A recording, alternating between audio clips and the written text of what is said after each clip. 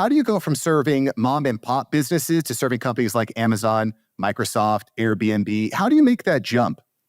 You don't make the jump. It's a transition. And everyone believes you, oh yeah, I'm just going to go land these big accounts. It doesn't work that way. You got to crawl before you can walk, and you got to walk before you can run.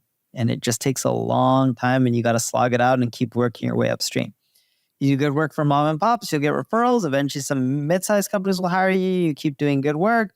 Maybe they introduce you to some other mid-sized companies, keep doing work, more mid-sized companies. Some of those employees start working at larger corporations, do good work. They're like, oh yeah, we worked with this company. I know we were mid-sized, but they did great work. You start with some of these large companies, but now they're only giving you tiny contracts because you never really worked with large corporations. You do good work.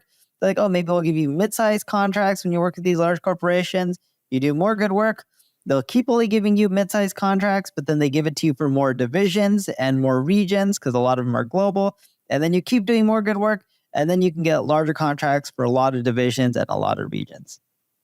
Yeah, it's kind of the under-promise, over-deliver. Yes. And be patient, not like 1 or 2 years or 5 years, give it 10 plus years. So I appreciate that because I'm seeing some success in my business. I run a podcast agency. I help business thought leaders launch, automate, and grow podcasts. And my largest ticket offer right now is $5K. That's for basically a launch with 8 episodes from idea to iTunes, right? But now that I'm seeing success, people are coming to me and saying stuff like, Mark, 5K isn't enough. You should be charging 80K. And I'm like, I agree. I'd like to. And I sometimes struggle with, is this imposter syndrome, or is it me waiting to be at the right time, to have the right processes, the right team? Right team, right processes, right results, and the right type of clientele. See, because even the big companies, just because a company is worth $100 billion or $1 trillion, it doesn't mean they're going to spend 80 grand. If you're worth $1 trillion, spending 80 grand is like spending $1, right? Or maybe even less. I don't know proportion-wise, but you get the point. It's not much. It's insignificant. But just because it's insignificant doesn't mean they're going to just waste it. It has to be the right price for the right value. What role has your YouTube channel had on you landing big accounts like the Amazons and Microsofts? Not as much as you think. It's not even SEO. It's not YouTube. It's none of that. Branding does help.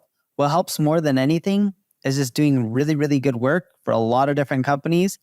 And over time, those employees switch jobs and you get, more accounts as they switch to different companies. That's typically how you get those bigger accounts. The YouTube, the SEO help build a brand, gives you credibility. The way you get the contracts, though, is you provide amazing work, which we talked about. And as people refer you to other companies or move around jobs, eventually someone will land at large corporations and you'll get bigger contracts. I mean, looking at the digital landscape, it's like shifting all the time. I was talking to Eric Sue about this the other day. It's Google ads, then it's Facebook ads, then it's TikTok influencers, and then it's something we haven't even heard of yet. Yeah, like TikTok ads and podcasting ads. And they're like, oh, people are using text messaging. Put ads in your text message. Plus, because I got a big list. Like, it's never ending. Yeah, it's never ending. So your fridge has an LCD screen. Did you know you put ads in that too? Tell them to order Altadena milk instead of Horizon milk. I'm making this up at this point, but you get the point, right? It's never going to be ending.